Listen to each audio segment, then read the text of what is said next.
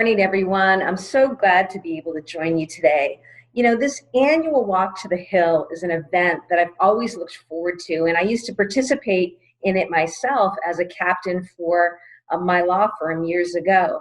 I want to thank the Equal Justice Coalition for all of your efforts to transition to this virtual format so that we can continue the important work of funding legal services. I want to thank MLAC and all of the legal services staff across the state who provide legal help and so much more to those in greatest need. Your work today could not be more important as we face unprecedented challenges brought about by the COVID-19 pandemic. This public health crisis has shut down our small businesses and left our workers, students, tenants struggling so much. It's had this devastating effect on our economy and left so many people behind as it's revealed and exacerbated the disparities, particularly racial disparities, that exist within our population. I know that your work is more important than ever, those of you on the front lines providing legal services. And so those of you who are here today to help support funding for legal services know that your work is needed and you're in the right place.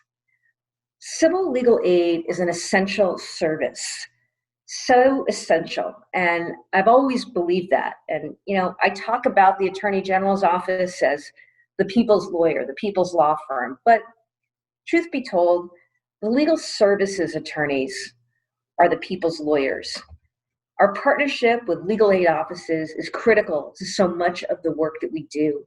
My office alone receives thousands of complaints every year, and we rely on legal aid lawyers to take cases, whether it's representing workers who didn't get paid what they were owed, preventing families from being foreclosed upon, or tenants from being evicted, helping people navigate unemployment claims processes, working with survivors of domestic violence, and so much more. The collaboration between the Attorney General's office and legal aid is extensive and ongoing. But we need legal aid to be stronger than it's ever been before. Every day we see the plight of so many in our state. But the good news is there's a way we can help, and that is by funding and supporting legal aid. We know that our legislators have a tough job this year. They're facing extremely difficult challenges and extremely difficult decisions.